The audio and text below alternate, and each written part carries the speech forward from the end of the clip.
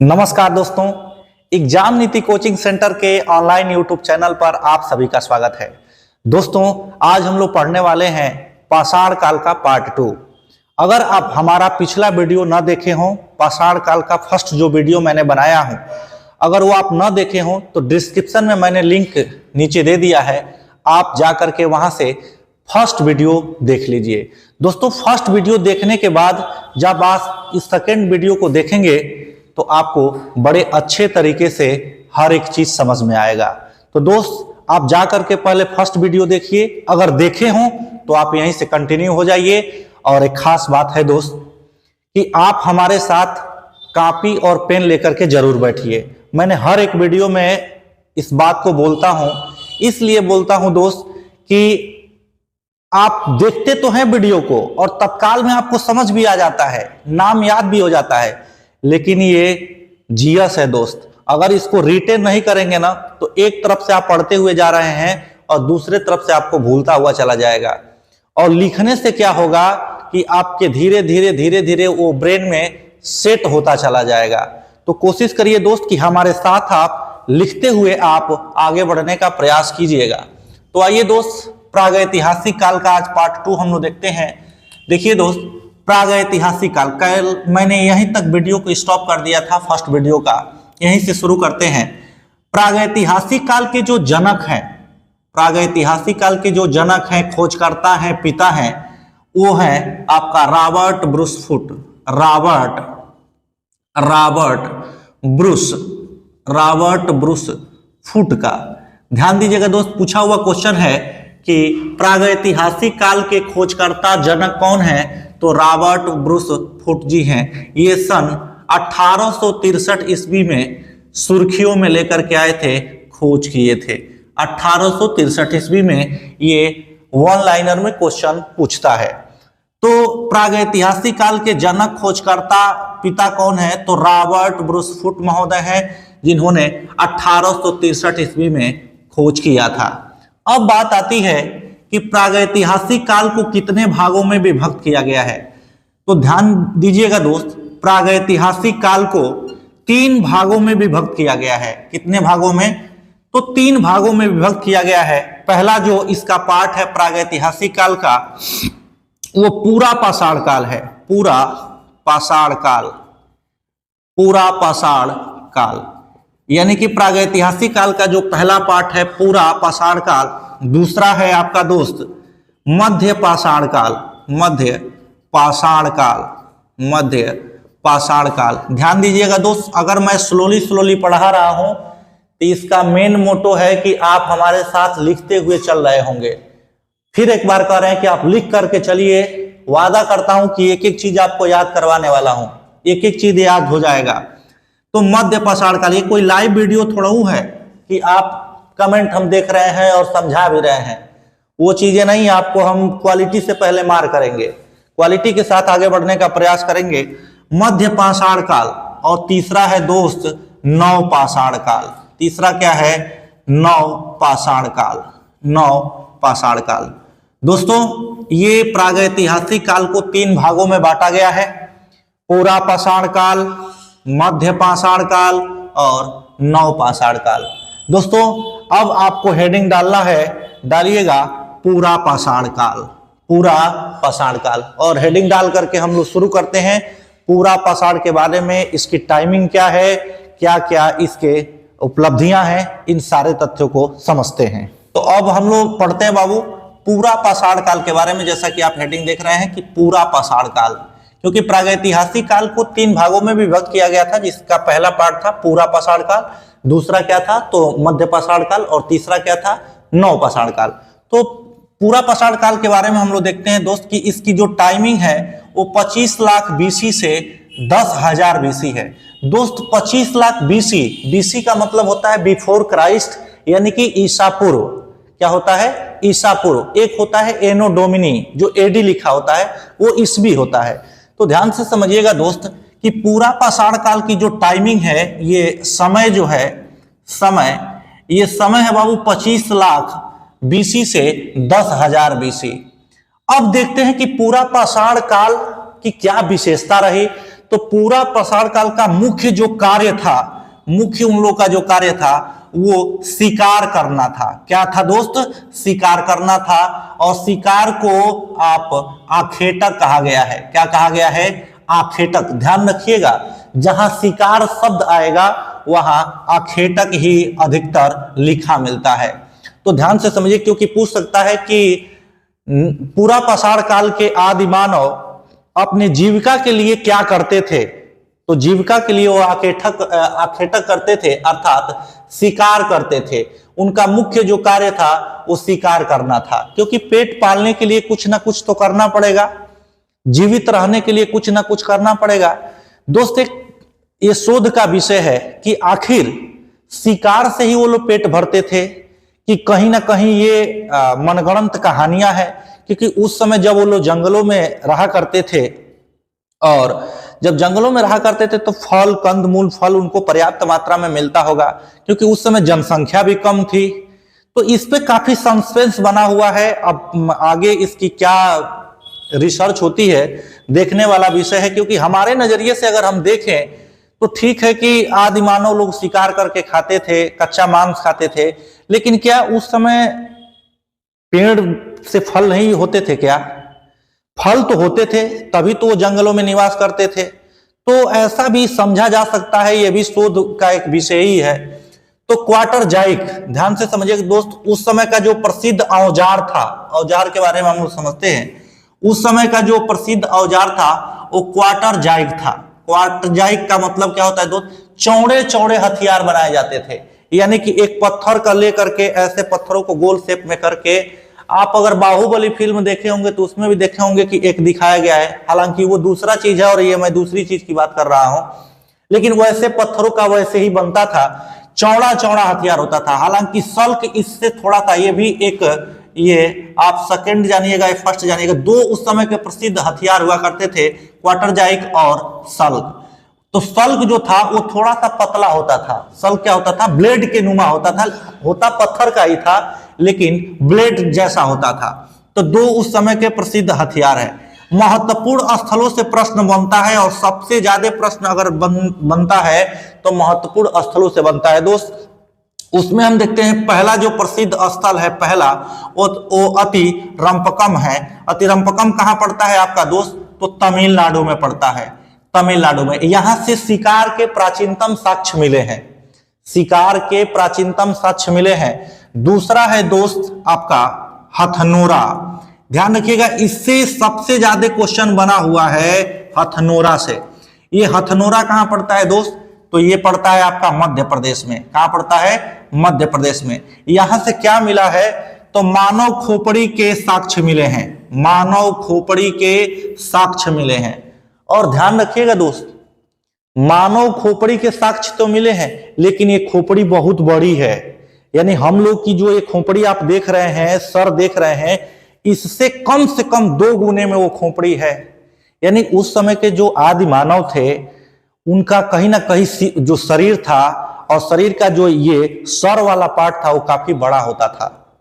ऐसा कहा जाता है कि उन लोग की हाइट भी हम लोगों से काफी बड़ी होती थी, लेकिन अभी तो ये शोध का विषय है कि क्या उनकी हाइट हम लोगों से बड़ी होती थी।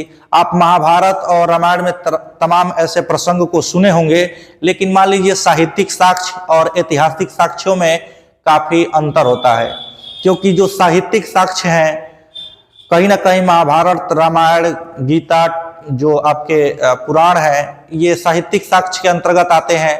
और वही अगर हम देखें तो जो आपका प्राचीन चीजें होती हैं, जिसका एविडेंस हम लोग को मिला हुआ है, साक्ष्य मिला हुआ है, जो हिस्टोरिकल चीजें हैं, जिसका प्रमाण है, वो कहीं ना कहीं आपका ऐतिहासिक चीजों में आ जाता है।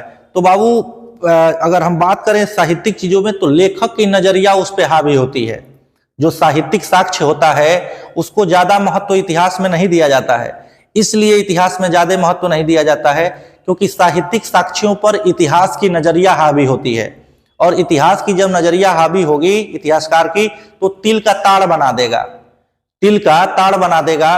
कि मान लीजिए आप ही के बारे में, आप वीडियो देख रहे हैं, मैं आप ही के बारे में एक बात बोल रहा हूं कि मान लीजिए आपके बारे में हमको लिखना हो, आपके पिताजी हमको 50,000 रुपया दे दिए और कहे कि हमारे बारे में आप लिखिए, हमारे लड़के के बारे में लिख दीजिए। तो हम क्या लिखेंगे कि जब आप पैदा हुए थे तो चारों दिशाओं में घनघोर बादल छाए हुए थे, चारों दिशाओं में तेज तेज हवाएं बहने लगी थी, सूर्य लपलपा रहा था, ऐसे पृथ्वी के अंदर से गर्जना आ रही थी, आसमान से गर्जना आ रही थी, और जब आप पैदा हो गए, आपका पांव जब जमीन पे पड़ा तो सारी दिशाओं में शीतल हवाएं बहने लगी। ऐसे लग रहा है ना कि आप भगवान पैदा हुए थे। ऐसा नहीं है दोस्त, ऐसा नहीं है, वो लेखक की नजरिया हावी होती है। तो मानव खोपड़ी के साक्ष्य कहां से मिले हैं दोस्त? तो हथनोरा से मिले हैं। कहां से मिले हैं? हथनोरा से। तीसरा है स्थल आपका भीमबेटका। दोस्तों भीमबेटका आपका पड़ता है मध्य प्रदेश में। ये चित्रकारी के लिए सबसे मोस्ट जगह है चित्रकारी का, और ये इंपोर्टेंट में दोस्त आप कर लीजिएगा, IMP कर लीजिएगा, इंपोर्टेंट में कर लीजिएगा।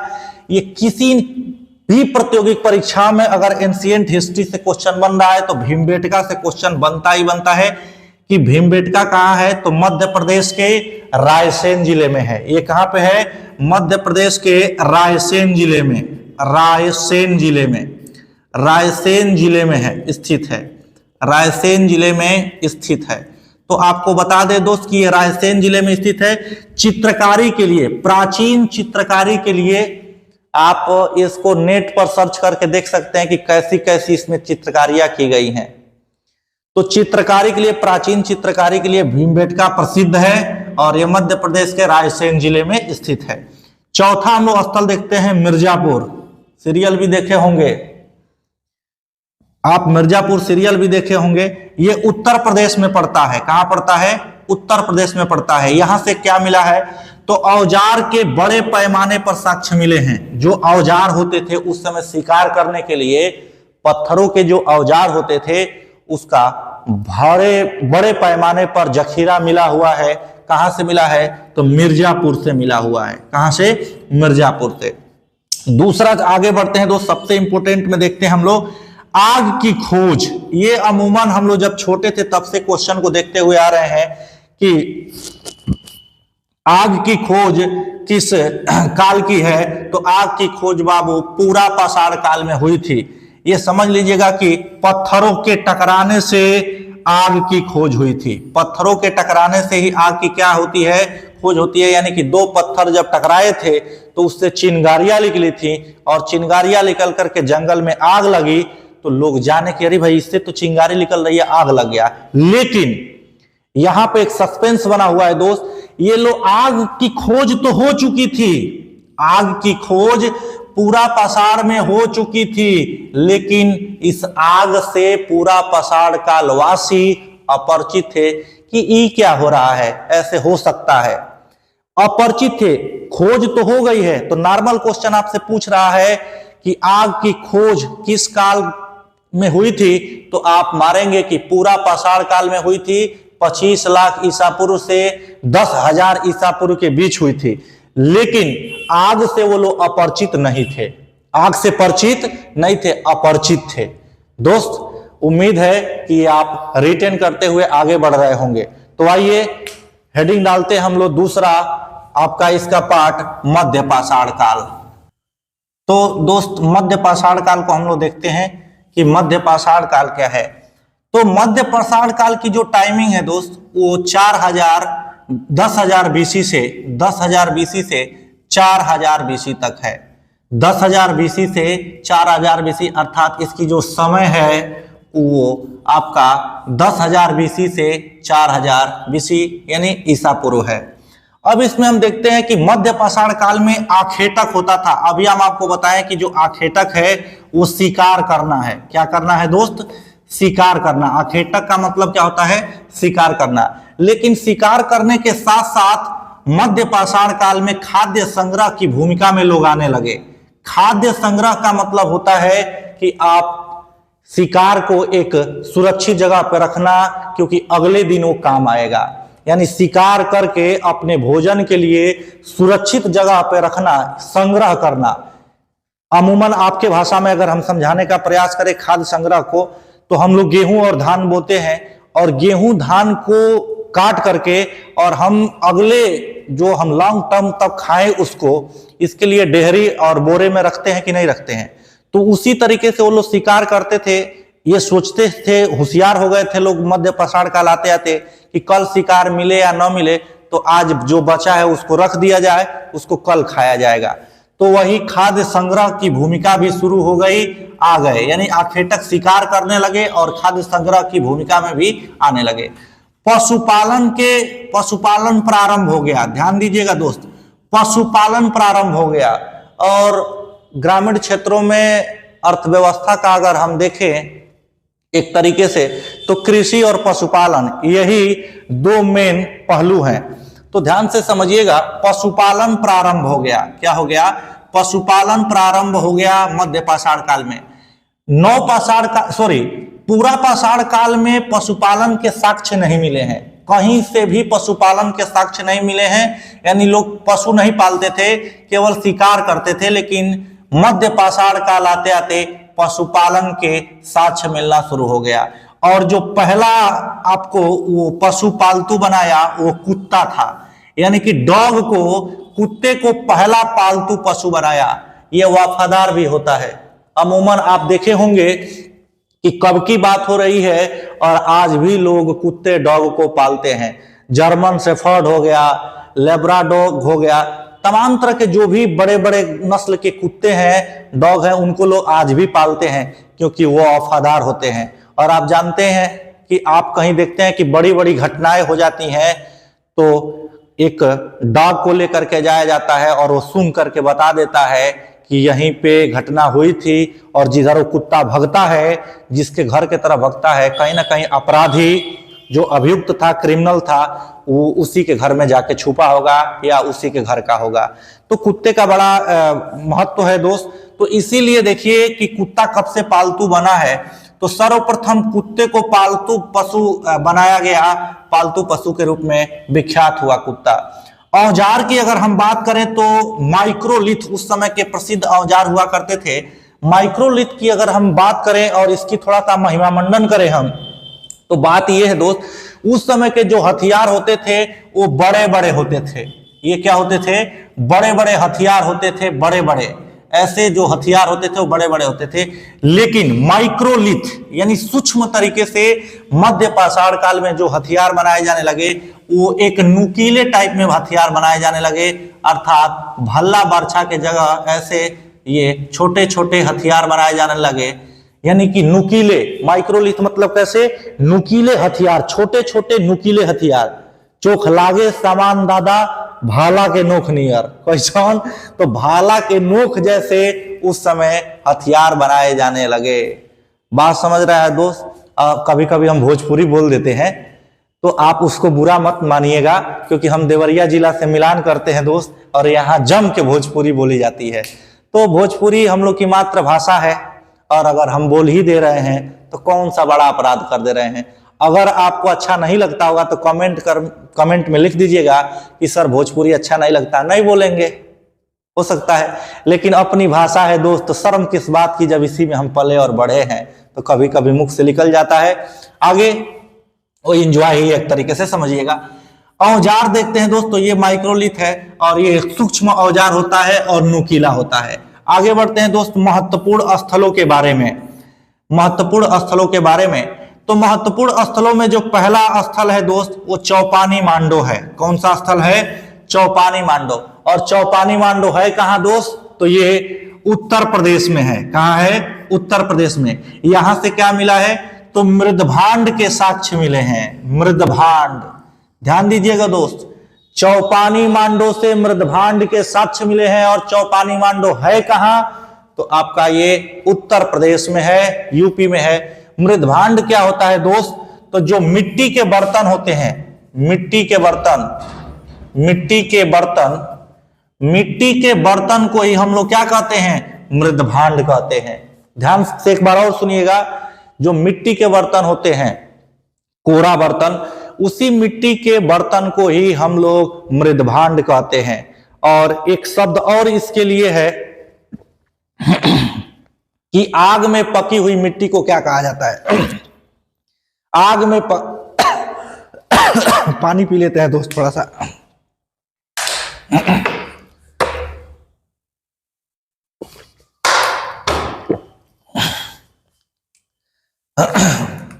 हाँ, तो आग में पकी, बता रहे थे कि जो मिट्टी के बर्तन होते हैं उसे ही मृदभांड कहते हैं। आग में पकी हुई मिट्टी को क्या कहते हैं दोस्त? तो आग में पकी हुई मिट्टी को टेराकोटा कहा जाता है। क्या कहा जाता है? टेराकोटा। तो टेराकोटा आग में पकी हुई मिट्टी को कहा जाता है। दूसरा स्थल है दोस्त आदमगढ़। आदमगढ़ कहाँ है? तो ये एमपी में है। देखिए आदमगढ़, ये ध्यान रखना है कहाँ है? मध्य प्रदेश में है। और आदमगढ़ से क्या मिले हैं? तो पशुपालन के बड़े पैमाने पर साक्ष्य मिले हैं। पशुपालन यानी कि मध्य प्रदेश के आदमगढ़ में जबरदस्त तरीके से पशुपालन होता था। यानी कि बड़े पैमाने पर अगर पशुपालन के साक्ष्य देखे गए हैं तो आदमगढ़ में देखे गए हैं कि बड़े पैमाने पर पशुपालन यहां पर होता था। आगे बढ़ते हैं दोस्त बागौर। बागौर से राजस्थान से भी पशुपालन के साक्ष्य मिले हैं दोस्त। हालांकि बागौर जो है राजस्थान में पड़ता है। यहां से एक और चीज लिख लीजिएगा, कृषि के भी साक्ष्य मिले हैं। कृषि के भी साक्ष्य मिले हैं, कृषि के साक्ष्य। तो पशुपालन के साथ साथ कृषि के भी बड़े पैमाने पर साक्ष्य मिले हैं।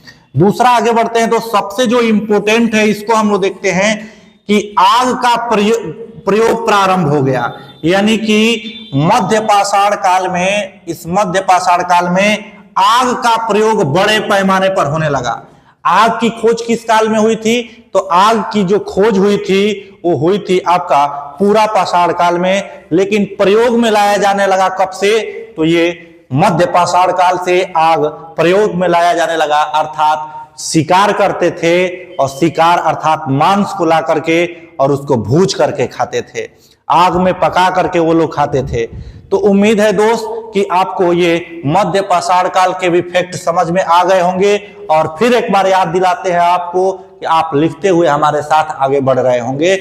जरूर रिटेन करते हुए आगे बढ़िएगा दोस्त। हेडिंग डाल दीजिए आप नव पाषाण काल।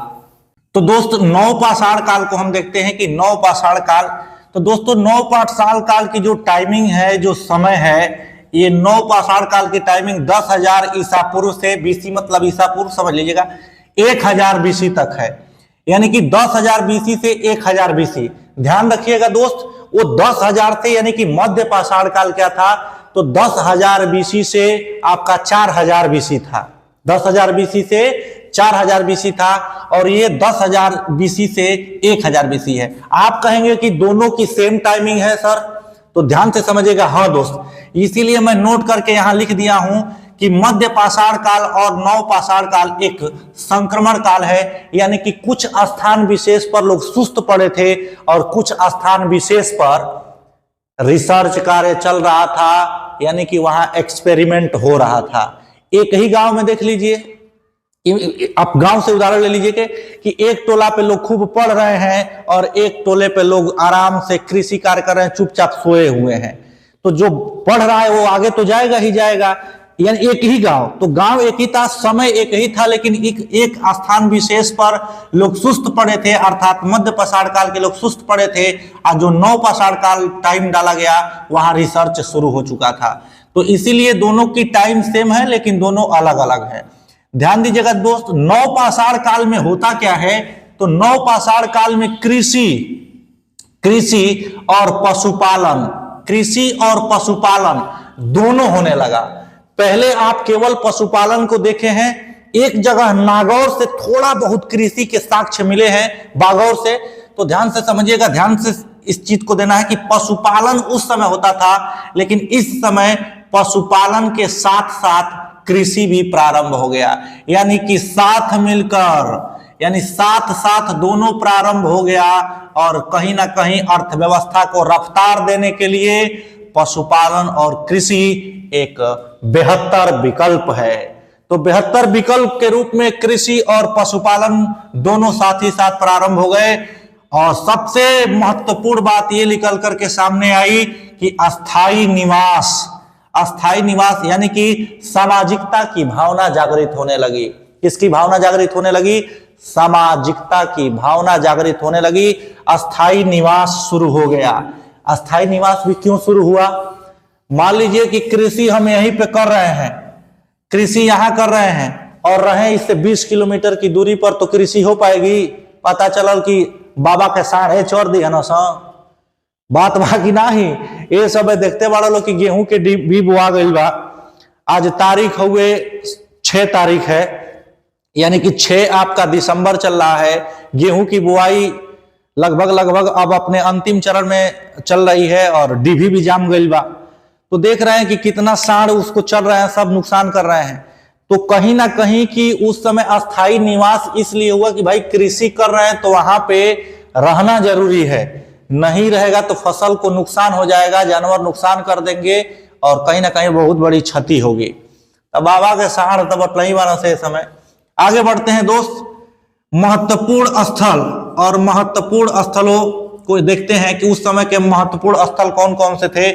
तो उस समय के जो महत्वपूर्ण स्थल में सबसे है बुर्ज होम। ध्यान से समझिएगा, बुर्ज होम कहां पड़ता है तो जम्मू कश्मीर। बुर्ज होम को आप लिख सकते हैं गर्तावास। गर्तावास बुर्ज होम का एक शाब्दिक अर्थ होता है गर्तावास, यानी कि गड्ढे में घर। तो बुर्ज होम के साक्ष्य कहां से मिले हैं बाबू तो जम्मू कश्मीर से। ये महत्वपूर्ण स्थल है, गड्ढे में घर बनाया गया है।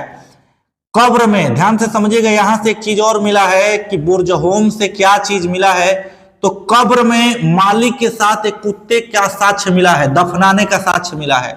यानी कि कब्र में मालिक के साथ कुत्ते का साक्ष्य मिला है। एक कब्र में खोदा गया और जब कब्र खोदा गया तो देखा गया कि उसमें कुछ नरकंकाल मिले और नरकंकाल के साथ साथ कुछ कुत्ते के नरकंकाल के साक्ष्य भी मिले हैं। तो इससे आभास होता है दोस्त कि कब्र में मालिक के साथ साथ कुत्ते को भी दफनाया जाता था, इसके साक्ष्य मिले हैं। सबसे इंपॉर्टेंट बात यह है दोस्त कि पहिए का आविष्कार हुआ। आपसे पूछ सकता है कि पहिए का आविष्कार किस काल में हुआ तो पहिए का आविष्कार दोस्त नवपाषाण काल में हुआ। किस काल में हुआ है नवपाषाण काल में पहिए का आविष्कार होता है। यानी कि अर्थव्यवस्था को रफ्तार देने के लिए पहिए का आविष्कार हो गया। आगे बढ़ते हैं दोस्त, एक और लास्ट का स्थल है कोल्डिहवा। कोल्डिहवा आपका पड़ता है उत्तर प्रदेश में और चावल के साक्ष्य यहीं से मिले हैं। यानी कि प्राचीनतम चावल के साक्ष्य कहां से मिले हैं दोस्त तो कोल्डिहवा उत्तर प्रदेश से मिले हैं। उम्मीद है दोस्त कि ये वीडियो आपको अच्छी लगी होगी। अगर अच्छी लगी हो तो अपने दोस्तों के पास शेयर करिएगा, लाइक जरूर करिएगा दोस्त, लाइक करिएगा और हमारे उत्साहवर्धन के लिए, हमारे दिल में अपनी जगह बनाने के लिए एक प्यारा सा कमेंट जरूर करिएगा। मिलते हैं अगले वीडियो में, तब तक के लिए नमस्कार।